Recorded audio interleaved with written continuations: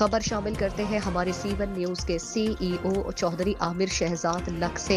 चौधरी मोहम्मद इशफाक साबिक जिला नाज़िम सईद अहमद सईदी MPA और DC साहब डोबा की काविज से कौमी हीरो फख्र पाकिस्तान शकील जट को मुल्क पाकिस्तान के लिए शानदार खिदमात पेश करने और पाकिस्तान का नाम पूरी दुनिया में रोशन करने पर खिराज तहसीन पेश करने के लिए उनके गाँव चक 320 को जाने वाली सड़क का नाम शकील जट शहीद रोड रख दिया और मरहूम के नाम पर एक स्टेडियम शकील जट शहीद स्टेडियम बनाया जाएगा।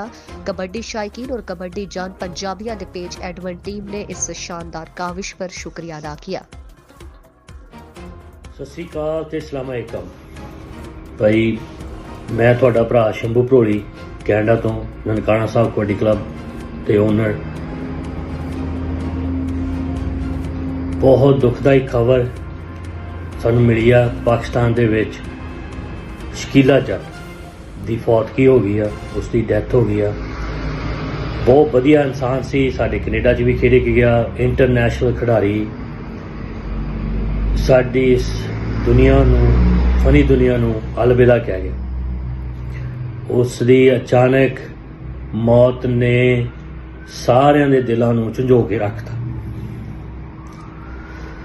ਮੇਰੇ ਕੋਲ ਕੋਈ ਲਫ਼ਜ਼ ਨਹੀਂ ਕਿ ਆਪਾਂ ਉਹਨੂੰ ਕਹਿ ਸਕੀਏ। ਮੇਰੀ ਵੀ ਉਸ ਨਾਲ ਗੱਲਬਾਤ ਹੁੰਦੀ ਸੀ ਤੇ ਹੁਣ ਅਸੀਂ ਅਰਦਾਸ ਹੀ ਕਰ ਸਕਦੇ ਹਾਂ ਕਿ ਬਾਬੇ ਅੱਗੇ ਕਿ ਉਸ ਨੂੰ ਆਪਣੇ ਚਰਨਾਂ 'ਚ ਨਿਵਾਸ ਦੇਵੇ ਤੇ ਉਸ ਦੀ ਰੂਹ ਨੂੰ ਸ਼ਾਂਤੀ ਦੇਵੇ ਤੇ ਮਗਰ ਪਰਿਵਾਰ ਨੂੰ ਭਾਣਾ ਮੰਨਣ ਦਾ ਬਲ ਬਖਸ਼ੇ।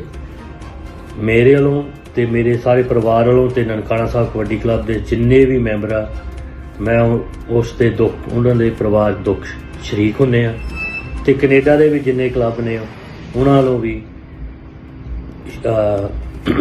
ਉਸ ਦੀ ਰੂਹ ਦੀ ਸ਼ਾਂਤੀ ਲਈ ਅਰਦਾਸ ਕਰਦੇ ਹਾਂ ਤੇ ਬਾਬਾ ਉਹਨੂੰ ਆਪਣੇ ਚਰਨਾਂ 'ਚ ਨਿਵਾਸ ਦੇ ਤੇ ਉਹਦੀ ਰੂਹ ਨੂੰ ਸੁੱਖ ਸ਼ਾਂਤੀ ਬਖਸ਼ੇ ਤੇ ਮਗਰ ਪਰਿਵਾਰ ਨੂੰ ਭਾਣਾ ਮੰਨਣ ਦਾ ਬਖਸ਼ ਹੋਵੇ। ਵਾਹਿਗੁਰੂ ਜੀ ਕਾ ਖਾਲਸਾ, ਵਾਹਿਗੁਰੂ ਜੀ ਕੀ ਫਤਿਹ।